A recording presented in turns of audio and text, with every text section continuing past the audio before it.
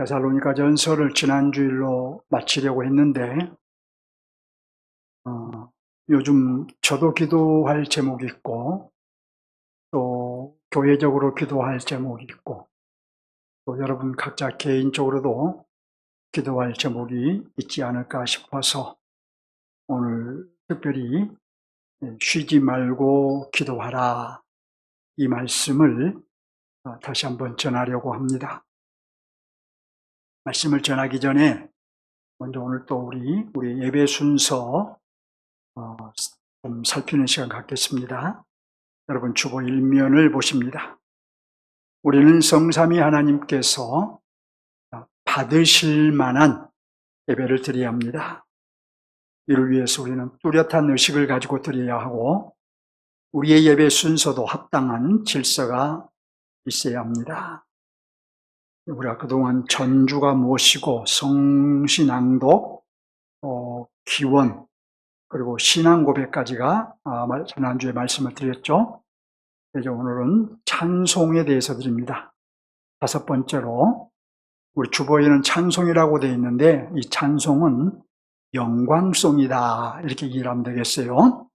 자, 영광송은 우리가 예배 중에 드리는 첫 번째 찬송입니다. 왜 먼저 영광송을 드려야 할까요? 예배자는 예배에 들어가면서 무엇보다도 먼저 하나님의 영광을 만나기 때문입니다. 예배자는 예배에서 만난 하나님의 영광을 높이는 것이 마땅합니다. 그러므로 우리는 예배자로서 하나님의 영광을 높이는 이 뚜렷한 마음으로 찬송을 드려야 합니다. 즉 우리는 하나님의 영광을 바라보며 하나님을 경배하고 또 송축하고자 하는 충만한 마음으로 찬송함으로 공동체의 예배 전체가 하나님의 영광을 향하여 나아가도록 해야 합니다. 6번째로 성삼위송입니다. 6번째 드리는 다음 찬송이 성삼위송이에요. 성삼위송은 우리의 예배의 대상인 성삼위 하나님을 찬송하는 것입니다. 그런즉 성삼위송은 우리의 예배의 대상을 분명하게 표시하되 하나님은 한 분이시지만 성삼위로 존재하며 거룩하신 분이라는 사실을 인식하고 성삼위 하나님을 찬송해야 하는 것입니다. 그러므로 예배자는 성부, 성자, 성령 하나님께서는 영광과 권세와 능력이 동등하신 삼위로 계시며 그 존재와 속성과 사역이 모든 피조물과는 확연하게 구별되는 거룩하신 분이라는 뚜렷한 신관을 가지고 하나님을 높여 예배드려야 합니다.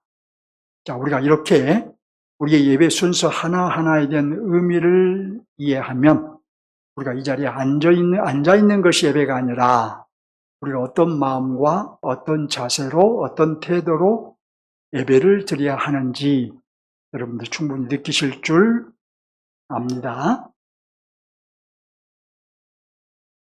이제 본론으로 들어갑니다. 먼저 지난주 강론에서 2가지를 상기하기 원합니다.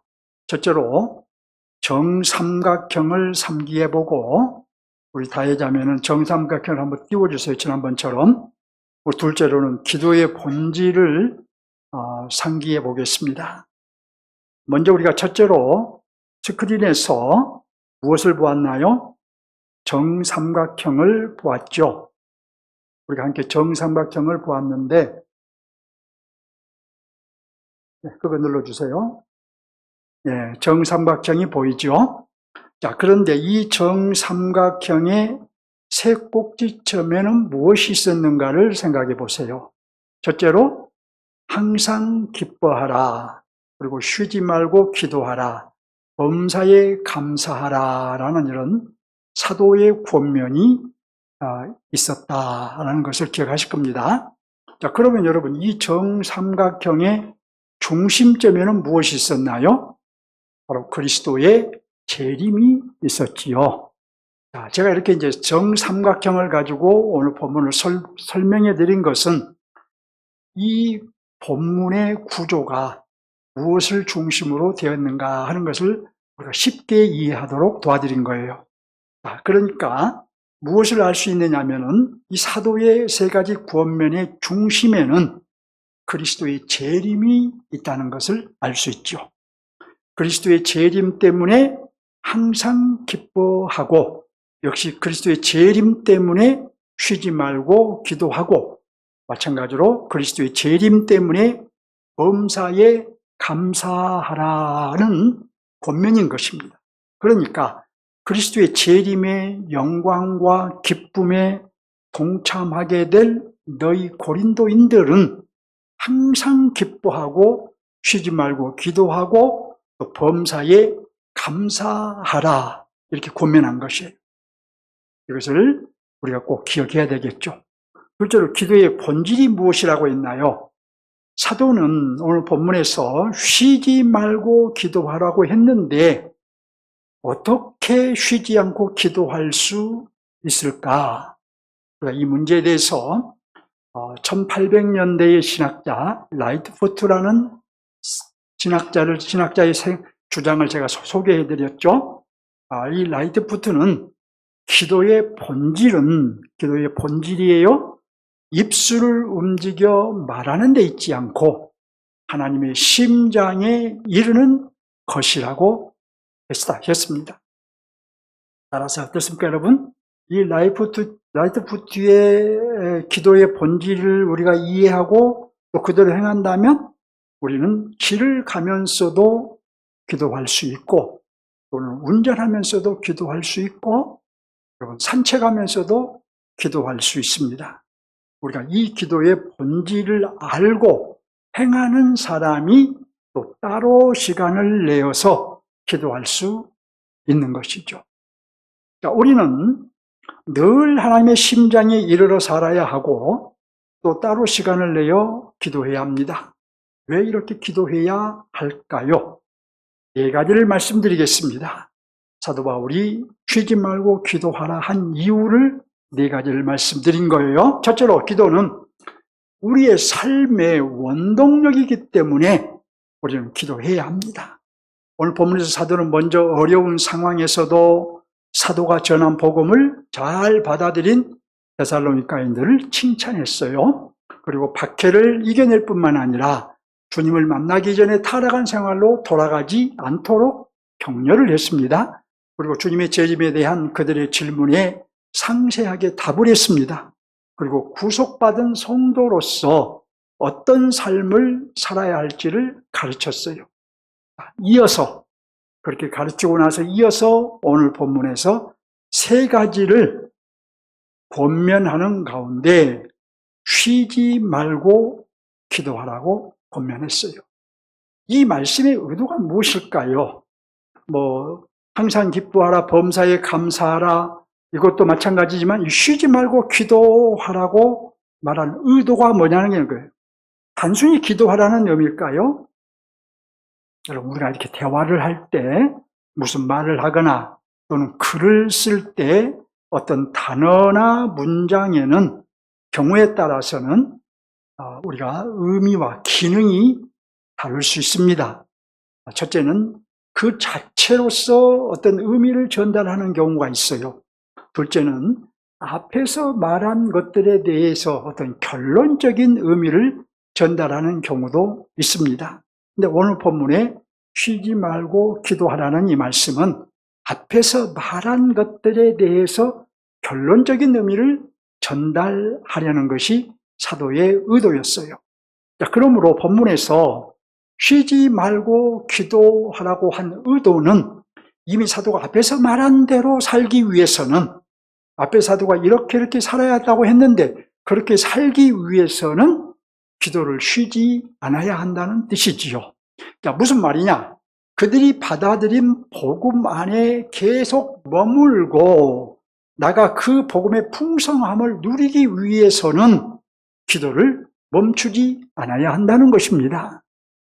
박해를 이겨내고 주님을 만나기 이전에 타락한 생활로 돌아가지 않기 위해서는 기도를 쉬지 않아야 한다는 거예요. 특별히 주님께서 다시 올 줄 믿고 그날을 소망하며 날마다 승리하기 위해서는 기도를 멈추지 않아야 한다는 것입니다.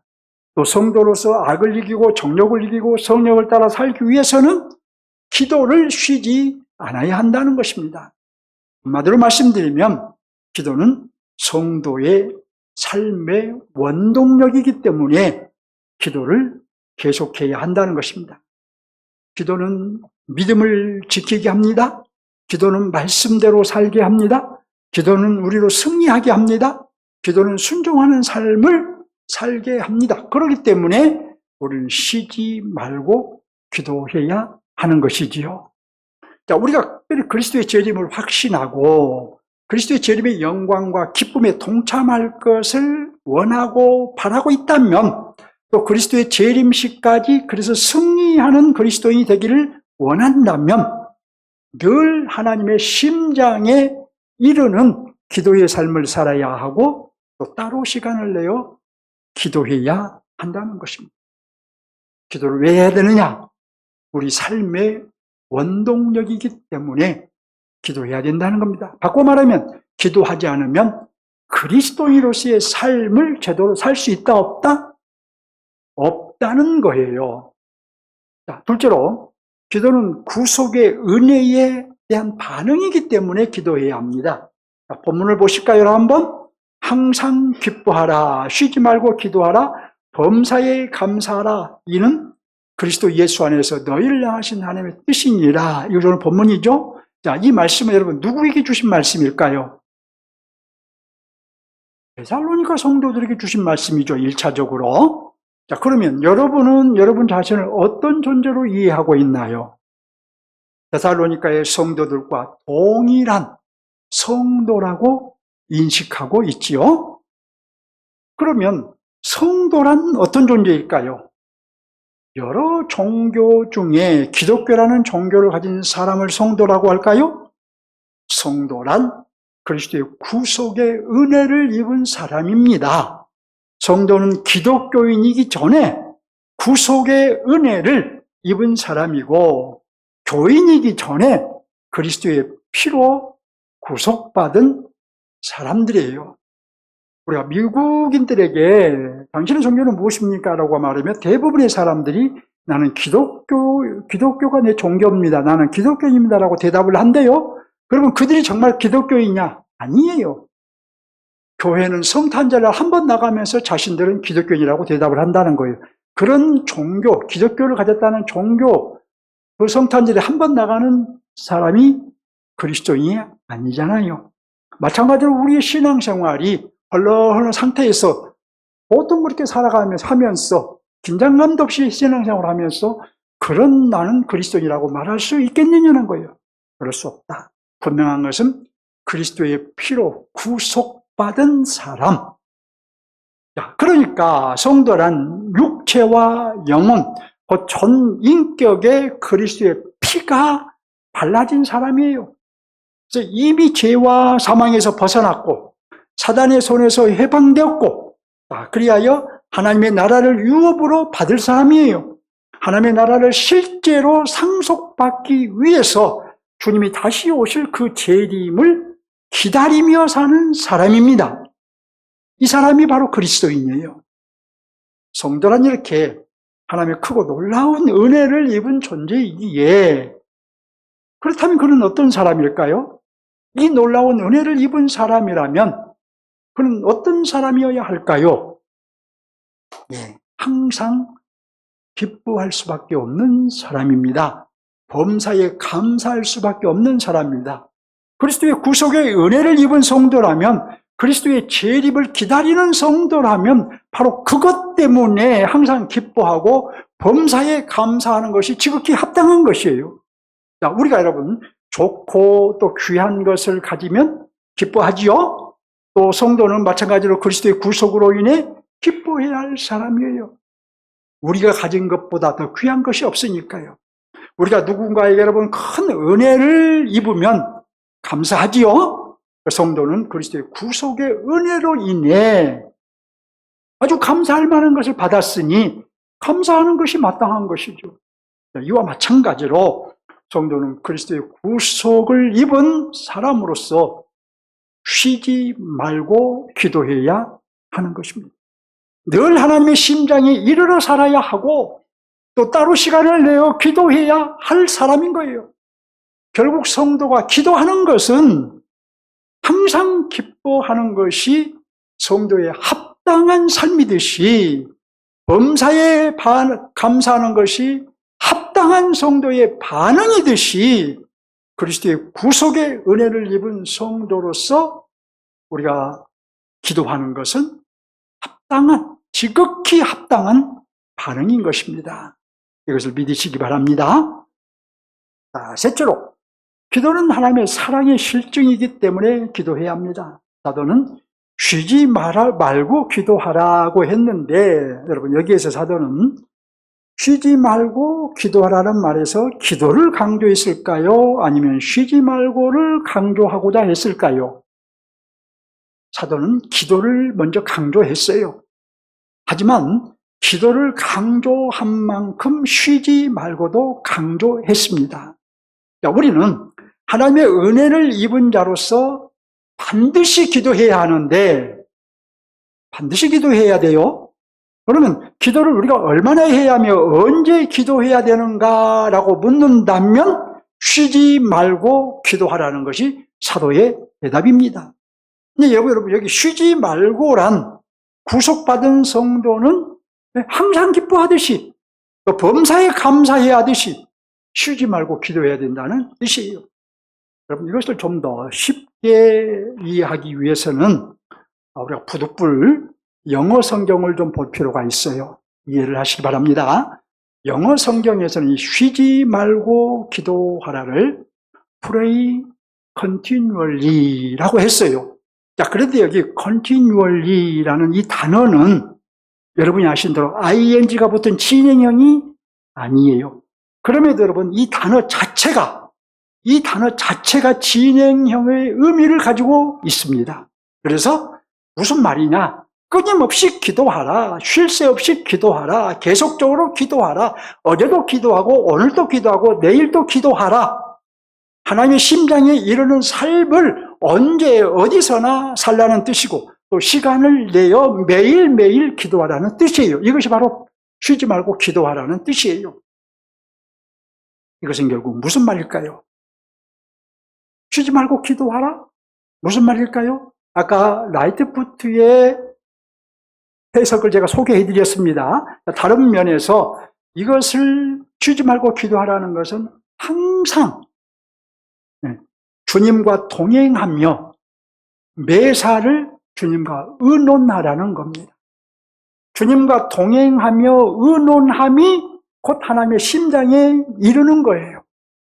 구약에서는 에녹이 그렇게 살았죠? 또 사도들 역시 그렇게 살았습니다.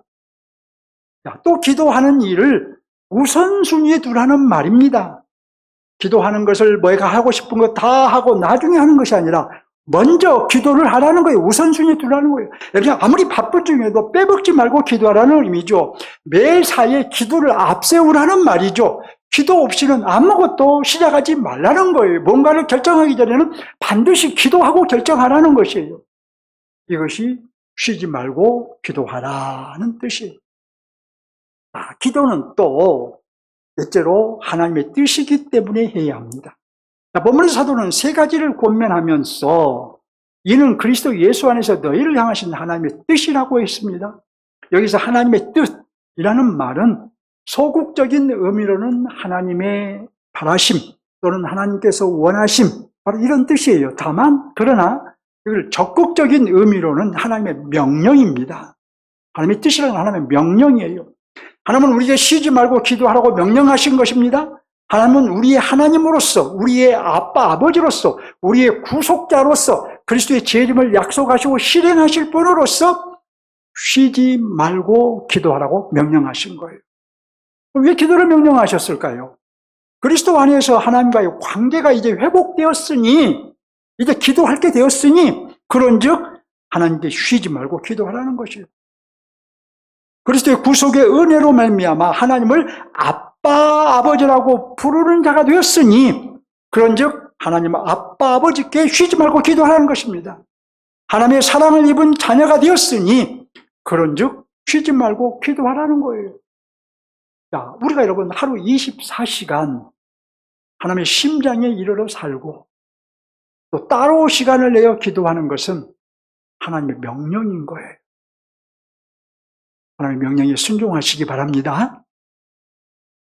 자, 우리가 후원하는, 기도하는 남아공의 정인택 선교사님, 전에 한번, 그분이 잘 안 나오잖아요. 한 2번 왔다 갔나요? 30년 동안. 근데 그분이 한번 나왔을 때 그런 얘기를 하더라고요. 본인은 잠을 잘 때도 성경을 보다가 머리맡에 성경을 두고 잔대요. 뭐 성경을 머리맡에 두고 잔 것이 무슨 주술적인 의미가 아니라 그만큼 주님을 가까이 하고 싶다는 거예요. 잠잘 때도 주님과 함께 자고 싶다는 것 아니겠습니까? 잠잘 때도 주님 말씀 안에서 말씀을 묵상하다가 자고 싶다는 것 아니겠습니까? 우리는 그렇지 않죠? 유튜브보다 자잖아요. 우리 반성해야 되겠죠? 자, 기도는 하나님의 명령이에요. 자, 그렇다면 이제 오늘 본문의 핵심 메시지가 분명하게 드러났지요? 뭔가요? 너희는 쉬지 말고 기도하라는 거예요. 늘 하나님의 심장에 이르러 살 뿐만 아니라 아무리 바빠도 빼먹지 말고 시간을 내어 기도하라는 거예요. 첫째로 기도는 성도의 삶의 원동력이기 때문이죠. 둘째로 기도는 구속의 은혜에 합당한 반응이기 때문이에요. 또 셋째로 기도는 하나님 사랑의 실정이기 때문이에요. 넷째로 기도는 나에게 명하신 하나님의 명령이기 때문입니다. 항상 말씀이 있어야 돼요, 성도에게는. 그러므로 또 말씀과 함께 항상 기도가 있어야 돼요. 자, 제가 여러분들에게 말씀을 무척 강조하는 목사인데, 그러나 함께 강조하고 싶은 것이 바로 기도라는 거예요. 왜 항상 말씀과 기도도 함께 있어야 되느냐? 말씀이 우리가 은혜 입는 수단인 것처럼 기도 역시 은혜의 수단이기 때문이에요. 그러니까 하나님께서는 말씀을 통해서 우리에게 은혜를 주셔요. 마찬가지로 우리가 기도할 때 우리에게 은혜를 주십니다. 말씀과 기도는 은혜의 수단이에요. 그러니 우리는 말씀과 함께 기도를 해야 되겠죠. 자, 그러면 성경은 기도를 얼마나 강조할까요? 보통 강조한 것이 아닙니다. 먼저 한번 예수님의 기도 강조를 볼까요? 너희가 기도할 때 무엇이든지 믿고 구하는 것은 다 받으리라. 시험에 들지 않게 기도하라. 예수는 물러가서 한적한 곳에서 기도하시니라. 예수님은 이 외에도 기도를 여러 번 강조하셨으며 강조만 하신 것이 아니라 예수님도 기도를 직접 하셨고 또 제자들에게도 기도문을 가르쳐 주기도 하셨지요. 사도 바울도 기도를 강조했습니다. 조망 중에 즐거워하며 환난 중에 참으며 기도에 항상 힘쓰며 내가 영어로 기도하고 또 마음으로 기도하며 영어로 기도하고 마음으로 기도한답니다. 내가 또 영어로 찬송하고 또 마음으로 찬송하리라. 서로 분방하지 말라. 다만 기도할 틈을 얻기 위하여 협의상 얼마 동안은 하되 다시 합하라.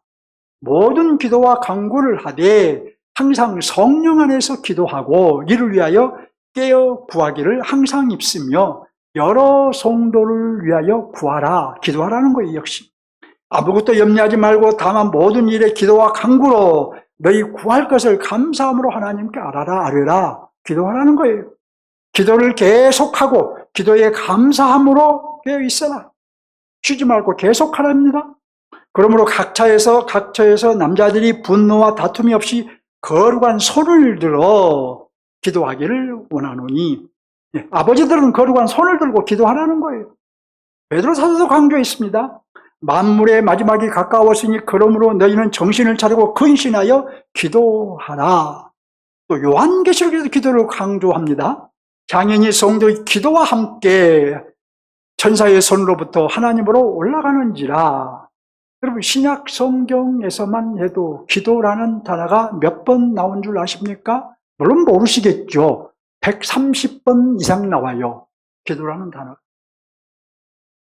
놀랍지 않습니까? 130번 이상 우리에게 기도하고 가르쳤다는데 놀랍죠? 놀랍다고 대답하신 분들 한 분 계세요. 고개 끄덕끄덕 하시고. 그런데 여러분, 이것 말고도 놀랄 것이 또 하나 있어요. 그게 뭘까요? 그게 뭘까요, 여러분? 그럼에도 우리는 기도하지 않는다는 거예요. 참으로 놀랍지요? 이렇게 성경이 기도를 강조하는데 목사도 기도 안 하고 장로님들도 기도 안 하고 권사님들도 기도 안 하고 성도들 집사님도 기도 안 하고 이거 보통 놀라울 일이 아니에요.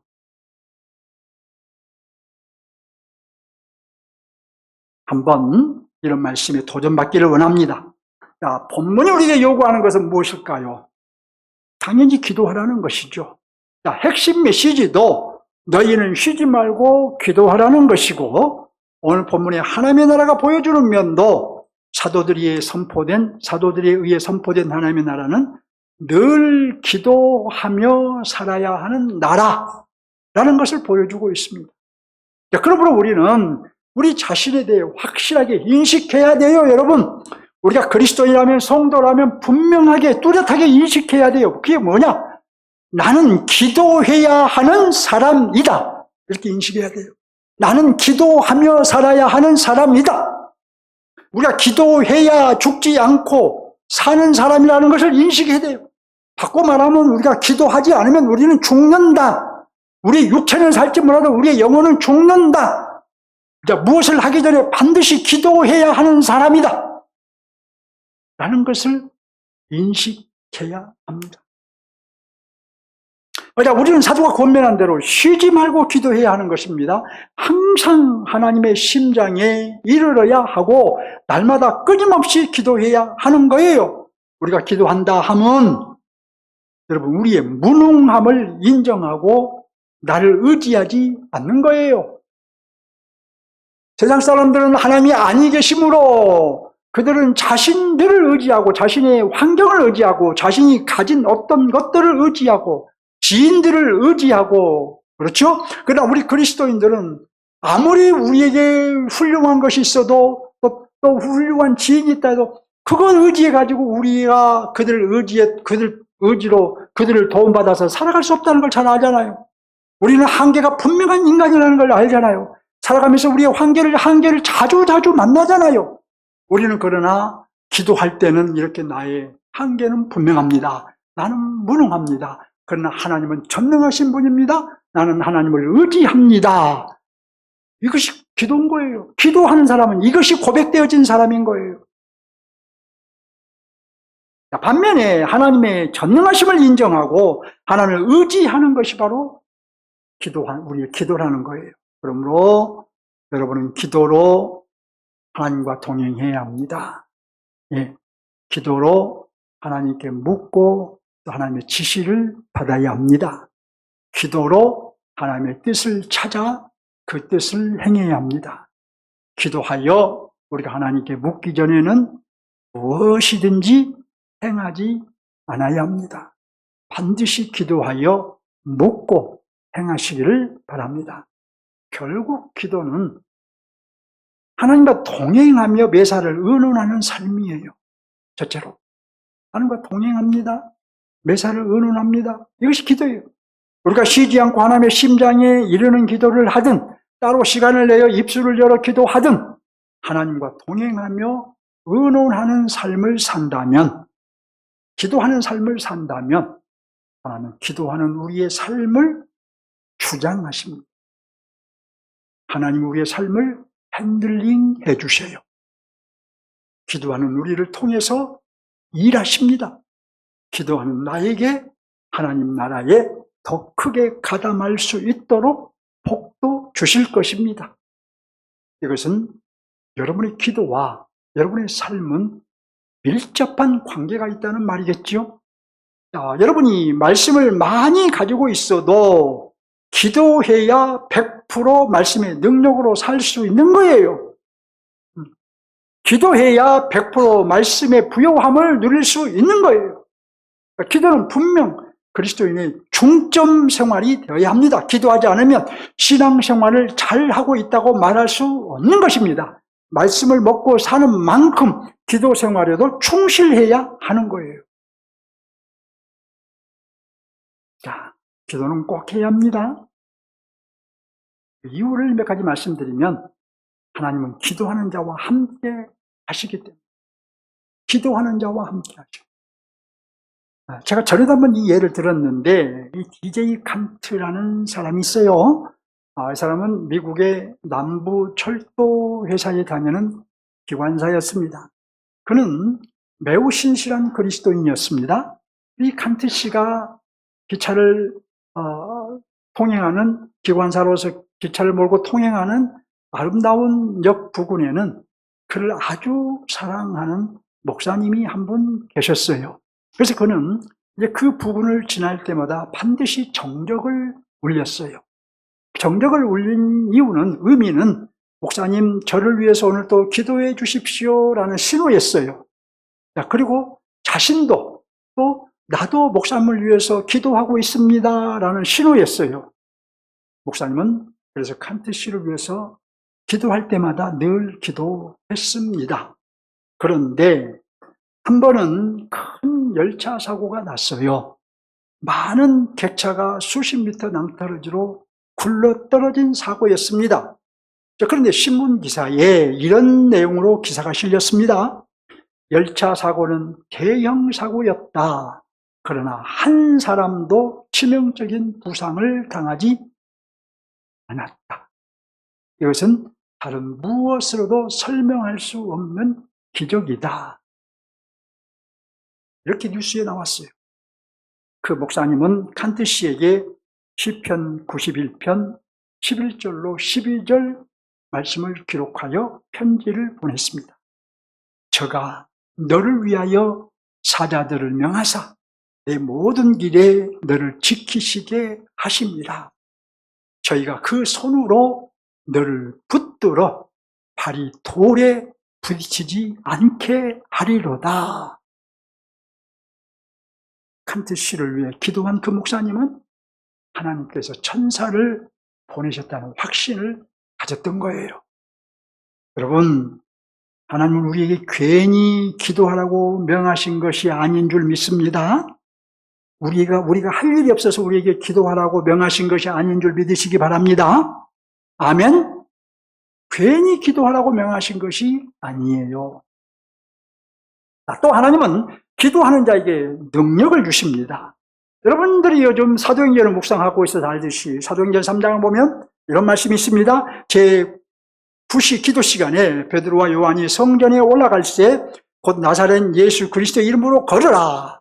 그들과 함께 성전으로 올라가면서 걷기도 하고 뛰기도 하며 하나님을 찬미하니, 당시에는 아직 성전이 무너지기 전이에요. 성전은 주 70년에 무너졌기 때문에 아직 성전이 무너지지 않았어요. 그래서 해서 베드로와 요한은 기도하는 시간에, 자기들이 정한 기도하는 시간에 성전으로 올라갔습니다. 여러분, 저자인 누가가 그 점을 분명히 명시하고 있어요. 오늘 본문에서 쉬지 말고 기도하라고 하신 대로 베드로와 요한은 아무리 바빠도 기도할 시간을 빼먹지 않았던 것입니다. 당시에 예수님께서 부활 성천하신 이후에 이제 예루살렘 교회가 성령이 강림하시고 예루살렘 교회가 막 세워져 갈 때에 이 베드로와 요한 등 예루살렘에 있던 사도들은 엄청 바빴을 거예요. 그런데 그 바쁜 시간에도 시간을 내어 기도하기 위해 성전에 올라갔던 것입니다. 그러니까 늘 하나님의 성전, 하나님의 심장에 이르는 삶을 살면서 또 정한 시간에 기도하는 것을 잊지 않았던 거예요. 그날도 베드로와 요한은 기도하기 위해 성전에 올라가다가 안진뱅이를 보고 나사렛 예수 그리스도의 이름으로 걸으라 이렇게 명하며 안진뱅이를 하고 벌떡 일으켰습니다. 사도들은 지금 예수님의 사역을 이어받아서 하나님의 나라를 전파했던 성령의 사람들이었지만, 하나님의 성령이 그들에게 충만하여 그들이 손만 대면 일어나고 병자가 낫고 기적이 막 일으키는 그런 사도들이었지만, 그럼에도 사도들은 쉬지 않고 기도했던 것입니다. 기도는 말씀과 함께 기도의 능력의 통로입니다. 말씀과 기도가 있으면 능력의 통로라는 말은 신비적으로 이해하지 마시고 죄도 이길 수 있고 옛자도 이길 수 있고 사단도 이길 수 있고 내가 승리할 수 있다는 의미예요. 우리는 말씀을 중요하게 여기고 있지만 기도도 중요하게 여겨야 할 것입니다. 또 하나님은 기도하는 사람을 통해서 자기 뜻을 이루십니다. 마태복음 6장 33절을 보면 너희는 먼저 그의 나라와 그의 뜻을 구하라. 여러분, 왜 우리에게 그의 나라와 그의 뜻을 구하라고 하셨을까요? 왜 구하라고 하셨을까요, 여러분? 그거 당연한 거 아니겠습니까? 구하는 사람을 통해서 일하시려고 구하라고 하셨지 않겠습니까? 하나님의 나라를 구하는 사람을 통해서 하나님의 나라를 이루시고 하나님의 뜻을 구하는 사람을 통해서 하나님의 거룩한 뜻을 이루시려고 우리에게 구하라고 하신 것 아니겠어요? 여러분, 예수님을 보십시오. 예수님도 하나님의 뜻을 이루시기 위해 겟세마네 동산에 올라가서 사투하는 기도를 하셨습니다. 예수님도 그렇게 기도하심으로 십자가를 지시는 일에 순종하셨고 그 순종으로 하나님의 뜻을 이루셨던 것입니다. 여러분이 하나님의 뜻을 위해 존재한다면, 그렇게 믿는다면 기도해야 합니다. 기도해야 하나님 나라와 하나님의 뜻에 집중하게 되고 기도해야 하나님의 나라와 하나님의 뜻을 이루는 순종도 할 수 있는 것이고 말씀을 받았으면 반드시 기도해야 말씀대로 살 수 있는 거예요. 우리 쉬지 말고 기도합시다. 쉬지 말고 항상 하나님의 심장에 이르러 삽시다. 그리고 기쁠 때도 기도하고 슬플 때도 기도하고 아무 일 없을 때도 기도하고 힘든 일을 만났을 때도 뭐 해야 돼요? 기도해야 되죠. 그래서 늘 우리는 기도하는 하나님의 사람이 되기 원합니다. 기도를 통해서 여러분 하나님과 좋은 얘기도 나누세요. 하나님 오늘 이런 좋은 일이 있었습니다. 하나님 감사합니다. 네, 좋은 얘기만 나눠요? 또 아픈 얘기도 나누세요. 하나님 저는 오늘 이런 아픔이 있어요. 오늘 이렇게 내가 힘든 삶을 살았어요. 하나님께 나누세요. 기도로. 여러분 속상한 얘기도 나누세요. 하나님 오늘은 제 아내가 제 남편이 이래 해가지고 제가 속이 좀 상했어요. 나누세요. 그냥 기쁜 얘기도 나누고 슬픈 얘기도 나누시고. 우리는 하나님과 못 나눌 얘기가 있다 없다? 없다. 우리는 모든 얘기를 하나님과 나눌 수 있는 거예요. 그러니 하나님과 모든 얘기를 나누세요. 어떻게 나눠요? 기도로. 기도는 하나님과의 대화하는 것입니다. 그런즉 쉬지 않고 기도하는 것은 쉬지 않고 하나님과 대화하는 것이에요. 모든 일을 하나님께 묻고 하나님의 지시를 받는 거예요. 그러니 기도를 통하여 하나님과 밀회를, 은밀한 대화를, 미래를 나누시기 바랍니다. 쉬지 말고 기도함으로 자주 하나님과 미래를 나누시기 바랍니다. 하나님은 선지자를 통해서 이렇게 말씀하셨습니다. 너희가 내게 부르짖으며 내게 와서 기도하면 내가 너희들의 기도를 들을 것이요 너희가 온 마음으로 나를 구하면 나를 찾을 것이요 나를 만나리라. 예수님도 이렇게 말씀하셨어요. 와라. 그러면 너희에게 주실 것이요. 찾으라. 그러면 찾아낼 것이요. 문을 두드리라. 그러면 너희에게 열릴 것이니. 예수님도 그러니까 삼중적으로 기도를 강조하십니다. 여러분, 하나님께서 여러분과 함께 하시길 원하신가요? 네. 하나님의 능력으로 살기를 원하신가요?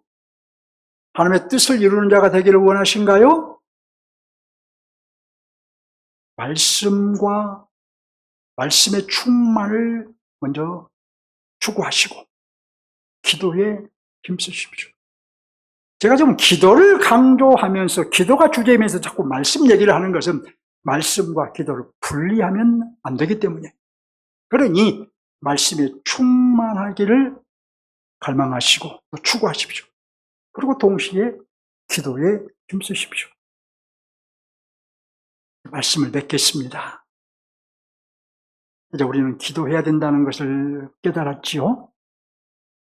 우리는 구속의 은혜를 입은 자로서 항상 기뻐해야 하듯이, 범사에 감사해야 하듯이 쉬지 말고 기도해야 합니다.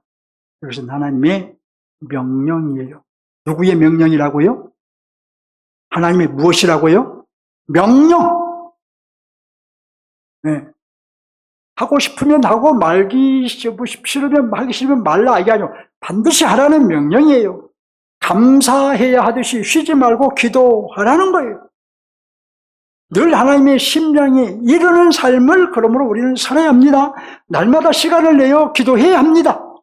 중요한 것은 뭐냐? 실천하는 거예요. 여러분, 실천하는 거. 실천하지 않으면 여러분이 오늘 말씀을 들어도 들은 의미가 없습니다. 아침에 일어나서 주님의 이름을 부르시고 하루를 사시면서 주님의 이름을 부르며 주님과 동행하시고 저녁에 자기 전에도 주님의 이름을 부르십시오. 아침에 일어나서 가장 먼저 주님을 부르세요. 하루 종일 주님과 동행하며 살기 위해서 힘써 보십시오. 저녁에도 기도하십시오.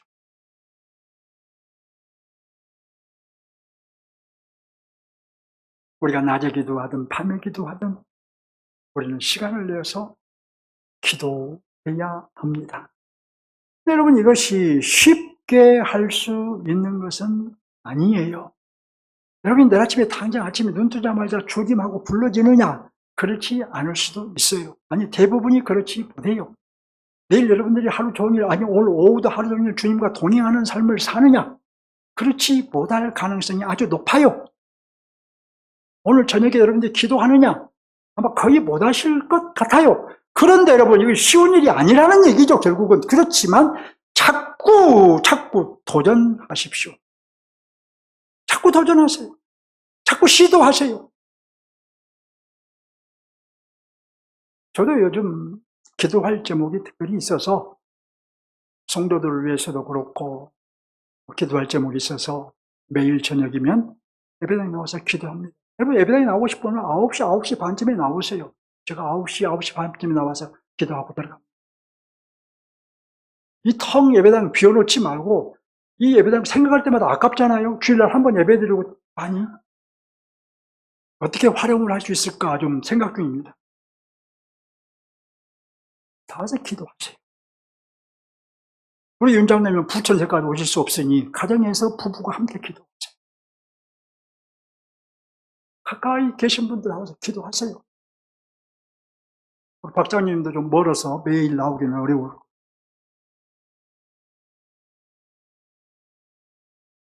기도하십시오. 도전해보세요. 시도해보세요. 다시 말씀드립니다, 여러분. 실천해야 의미가 있잖아요. 날마다 주님의 이름을 부르며 사십시오. 날마다 시간을 내어서 기도하십시오. 하루를 기도로 열고 기도로 닫으십시오. 무엇을 하든 기도하기 전에는 행하지 마십시오. 말씀이 우리의 육체에 영양분을 공급하는 양식과 같다면 기도는 산소를 공급하는 공기와 같습니다.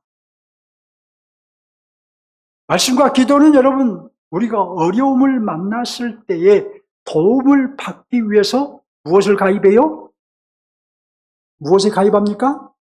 보험에 가입하잖아요. 우리가 매달 보험료를 꼬박꼬박 납입하는 이유는 우리가 어려울 때에 도움을 받기 위해서 보험을 가입하잖아요. 그런데 말씀과 기도는 보험과 같은 거예요. 이렇게 생각하세요. 말씀과 기도의 보험료를 매일매일 납입하십시오. 매일매일 납입하지 않으시면 여러분이 그 보험의 혜택을 입고자 할 때에 혜택을 못 받아요.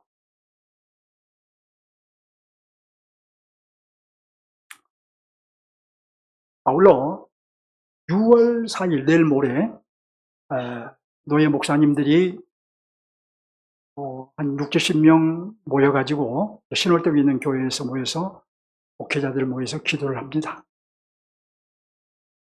기도를 하는데 그냥 기도한 게 아니고 교회마다 기도 제목을 이렇게 영적인 측면에서 기도 제목, 또 시급한 기도 제목, 이런 것들을 기도 제목을 기록해서 저도 냈어요.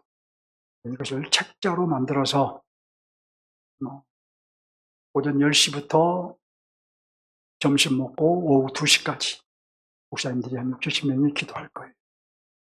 그 기도 제목을, 그러니까 제가 낸 기도 제목을 저 혼자 기도하는 것이 아니고 교회 목사님들이 함께 다 기도를 해둘 거예요. 여러분의 문제, 구체적으로 여러분의 문제를 다루는 문제도 있지만 교회의 문제, 여러분들의 문제 하나하나를 구체적으로는 못했지만은 그래도 하나하나를 기도 제목으로 제출했습니다. 여러분들을 위해서 기도할 것이고 또 그 기도가 응답되리라고 믿고 있습니다. 그럼 저희가만 맡기지 마시고 누가 여러분을 기도한다고 맡기지 마시고 여러분이 직접 기도하실 수 있기를 주님의 이름으로 축원합니다. 기도하겠습니다.